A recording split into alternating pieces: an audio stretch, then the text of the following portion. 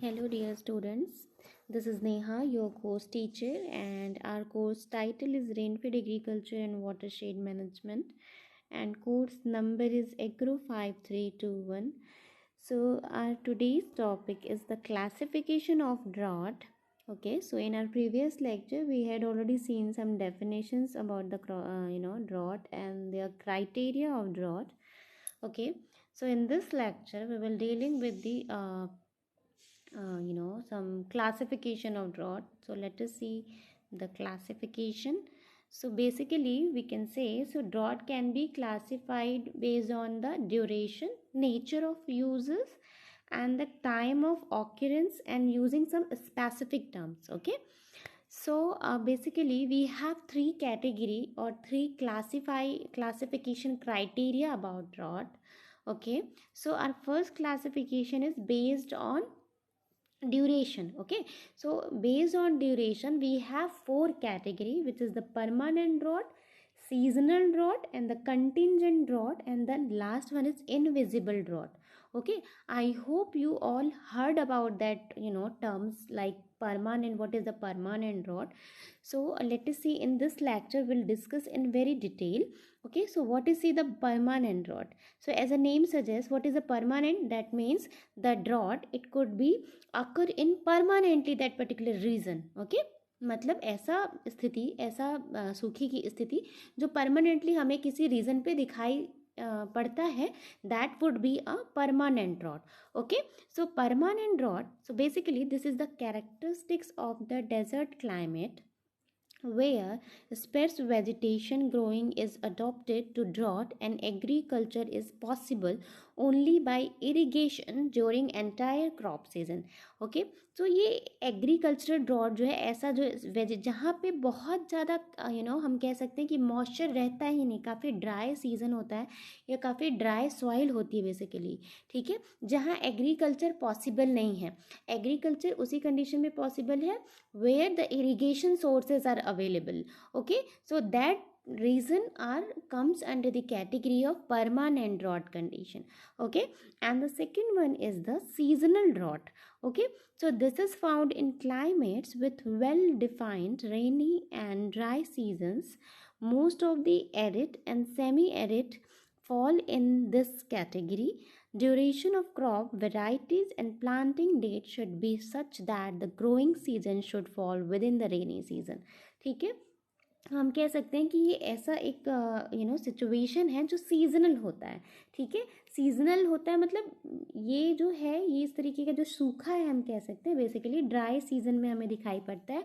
और most of the this kinds of drought are occur in arid and semi arid regions. ठीक है, तो इस तरीके का जो ड्रॉट है वो ग्रोइंग सीजन में, हम कह सकते हैं रेनी सीजन के अंदर ही जब क्रॉप हमारा ग्रो करता रहता है। ठीक है, तो उस बीच में ही हमें अगर कहीं पे मॉइस्चर जो है लेस मॉइस्चर, इन एडिक्वेट अमाउंट में मॉइस्चर अगर उस पर्टिकुलर रीजन पे for the growth development growing season में अवेलेबल हो, तो वो सिचुएशन जो है, वो रीजन है, वो सीजनल ड्रॉट के कंडीशन में आता है। Okay, so let us move in our next slide, which is contingent drought. Okay, so as we all know about that, the what is the contingent planning, मतलब aberrant weather condition में जब हम किसी अपने crop के growth and development के लिए जो प्लान करते हैं, that would be a contingent crop planning. Okay, so in contingent drought we would say this is involves an abnormal failure of rainfall. It may occur almost anywhere, especially in most part of the humid and subhumid area. Okay, so it is usually brief, irregular and generally affects only a small area. Okay, तो ये बहुत ही कम मतलब समय के लिए दिखाई देता है और इरेगुलर होता है. इरेगुलर का मतलब हम समझ सकते हैं जहाँ भी जिस भी रीजन पे हमारे क्रॉप ग्रोथ एंड डेवलपमेंट के लिए मॉइस्चर जो है या इवोपोट्रांसपिरेशन के लिए मॉइस्चर इन एडिक्वेट अमाउंट में अवेलेबल हो, तो वो जो कंडीशन है वो कंटिंजेंट ड्रॉट के कंडीशन में हम ले सकते हैं. ठीक है, and that particular condition we have to need to some plan to execute our planning system, our planting system, right? So this is the contingent crop planning. Okay, and the last one is invisible drought. Invisible drought, that means a very minor, बहुत ही कम condition पे अगर water available है किसी reason पे, बहुत ही हम कह सकते हैं नेग्लिजिबल अमाउंट में जो वाटर है वो हमें चाहिए किसी मेन पर्पस से, that would be a invisible drought. Okay, that would be a comes under the category of invisible drought. Okay, so this can occur even when there is frequent rain in an area. When rain is inadequate to meet the evapotranspiration losses, the result is borderline water deficiency in soil, resulting in less than optimum yield. Okay, so this occur only in humid region. So basically हम कह सकते हैं कि जो invisible drought है, सी जब हम crop production करते हैं तो सारे जो नेचुरल प्रोसेस हैं, राइट, सारे नेचुरल जो भी फिनोमेना है उनको प्रॉपर तरीके से चलना, रन करना बहुत ही इंपॉर्टेंट होता है, right. So for the evapotranspiration भी वाटर अवेलेबल होना चाहिए. ठीक है, सो ये एक हमारा बहुत ही इम्पॉर्टेंट प्रोसेस है. ठीक है, वाटर में ट्रांसपिरेशन की जो क्रिया होती है, ट्रांसपिरेशन होता है, सो हम कह सकते हैं the water requirement for the transpired for the crop production, that would be a transpiration ratio. ठीक है, जितना पानी की आवश्यकता हमें होती है ट्रांसपिरेशन क्रॉप में, जो ट्रांसपिरेशन हो, वो जो पानी की आवश्यकता होती है उसको हम ट्रांसपिरेशन रेशियो की कैटेगरी में रखते हैं, राइट. तो ट्रांसपिरेशन रेशियो जरूरी है ताकि स्टोमेटा ओपन और क्लोज हो सके. ठीक है, स्टोमेटा ओपन एंड क्लोज होने का हमारा सीधा उद्देश्य क्या है, हमारे क्रॉप के प्रोडक्शन से रेस्पिरेशन या प्रॉपर जो फिजियोलॉजिकल प्रोसेस है, रेस्पिरेशन हो गया, ठीक है, ग्लाइकोलिसिस प्रोसेस जो है, ये सारे प्रोसेस अगर सही ढंग से चलेंगे तो हमारे जो क्रॉप है वो सही ढंग से प्रॉपर क्या करेगा, ग्रोथ करेगा, डेवलपमेंट करेगा, यील्ड जो है उसका अच्छा आएगा, राइट. सो इनविजिबल ड्रॉट भी वही है जब हमारे किसी फिजियोलॉजिकल प्रोसेस के लिए इन एडिक्वेट अमाउंट में जब मॉइस्चर अवेलेबल होते हैं सॉइल में, that would be a invisible drought. ठीक है, और ये बेसिकली जो है वो ह्यूमिड रीजन में पाया जाता है, right. So this is the based on the duration. Okay, so next is the based on the relevance to the users. Okay, so this is from the National Commission of Agriculture, and which is since 1976 में उन्होंने एक एक categorise दिया था drought का, which has some meteorological drought, atmospheric drought and hydrological drought and agricultural drought के रूप में उन्होंने इंट्रोड्यूस किया था कि ये जो ड्रॉट के कंडीशन है which are the classification of drought. Okay, so basically the first one is a meteorological drought, that means the ऐसा जो मौसम बेसिक जो है वो प्रेसिपिटेशन पर डिपेंड होगा. ठीक है, इसलिए हम उसे क्या कहेंगे, मीटेरियोलॉजिकल ड्रॉट, राइट.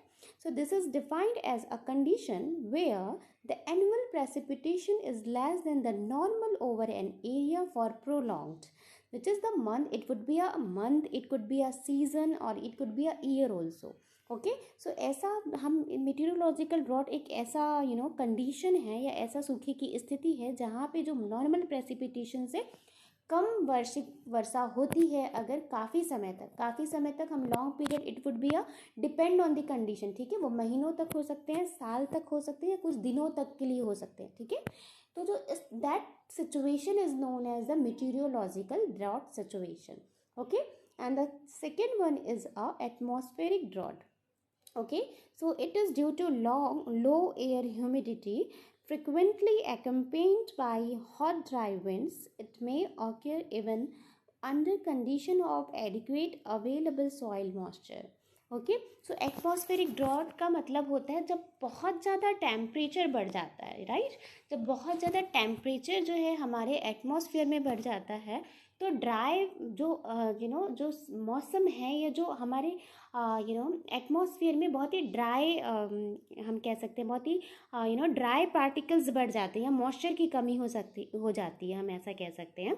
ठीक है, तो बहुत ही गर्म हवाएं, ड्राई विंड्स जो है वो चलने लगती है, तो वो जो क्या होता है, जो सॉइल मॉइस्चर में जिसकी वजह से जो हमारे सॉइल के मॉइस्चर हैं वो जो हैं वो ड्राई होने लगते हैं, या हम कह सकते हैं द सॉइल में बिकम अ ड्राई सिचुएशन और dry condition. Okay, and that situation is known as a atmospheric drought. So that would be occurs through the hot and through the blowing of hot and dry wind we can say. Okay, so that is the atmospheric drought. So always remember, okay, the difference between the meteorological drought and the atmospheric drought. Okay, and the third one is a hydrological drought. So meteorological drought, when prolonged, result in hydrological drought with depletion of surface water, consequent drying of reservoir, tank, etc. So it result in deficiency of water for all sector using water. This is based on water balance and how it's affect the irrigation as whole for bringing crops to maturity. Okay कैसे वो crops को maturity की तरफ लाएंगे, तो ये एक उनका हम कह सकते हैं कि ये उनका एक बहुत ही टास्क है कह सकते हैं। जब मीटीरियोलॉजिकल ड्रॉट जो है काफ़ी लंबे समय तक के लिए हो सकता है, जैसे मीटीरियोलॉजिकल ड्रॉट जो होता है it will be depend on the situation और कंडीशन एज वेल। ओके, सो अगर वो ईयर बाय ईयर जो है रेनफॉल जो है या प्रेसिपिटेशन प्रोसेस जो है वो एक नॉर्मल प्रेसिपिटेशन प्रोसेस से कम हो, so that particular drought situation would be become in the hydrological drought. ठीक है, वो क्या होता है हाइड्रोलॉजिकल ड्रॉट में बदल जाता है, राइट। तो इस तरीके के जो सिचुएशन है, सूखे की जो स्थिति है, उसको हम क्या कहते हैं, हाइड्रोलॉजिकल ड्रॉट कहते हैं।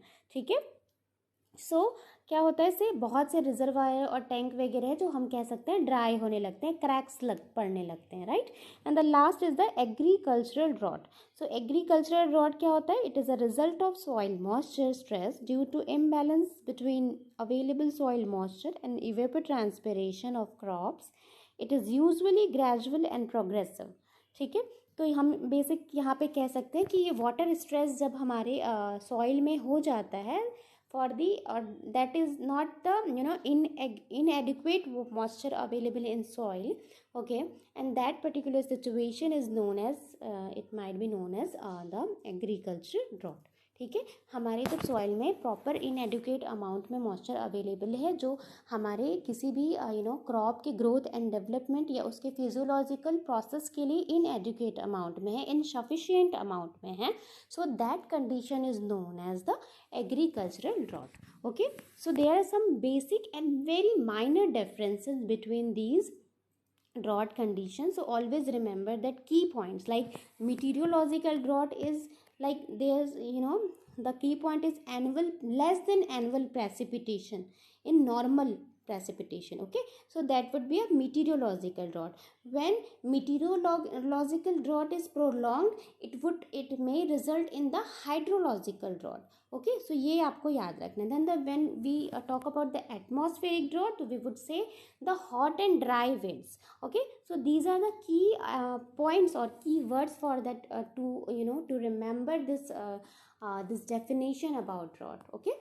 so ये आपको हमेशा याद रखना है। Okay, the next one is the classification based on the time of occurrence. Okay, so we have three classification basically. So according to the time of occurrence the drought has been classified into three category which is the early seasonal drought, mid seasonal drought and the late season drought. Okay, so what is the early season drought? It occurs due to delay in onset of monsoon or due to long dry spell after sowing.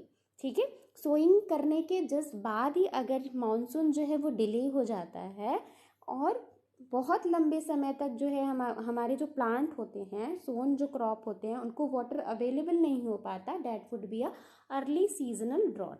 Okay, and the mid-seasonal drought is occur due to long gaps between two successive rains and stored moisture becoming insufficient during the dry long spell.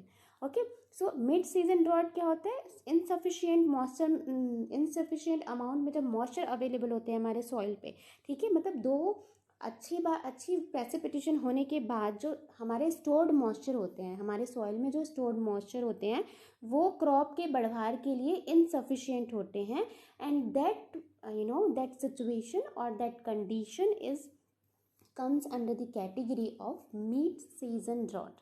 Okay, and when we talk about the late season drought, so this is due to early cessation of rainfall and crop water stress at maturity.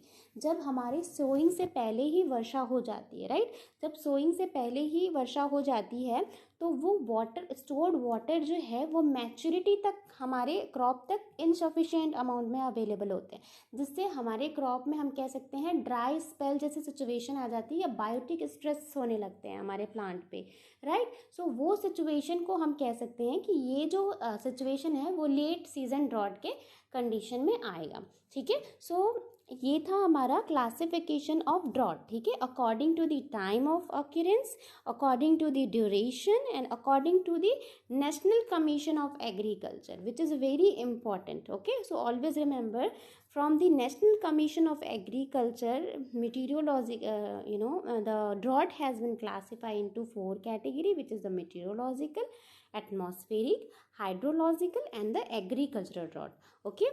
so ये था हमारा drought। so this is all about the drought situation and their classification, okay। so this is enough for today and I hope you all got the sense, and thank you very much. Till then, be safe, take care.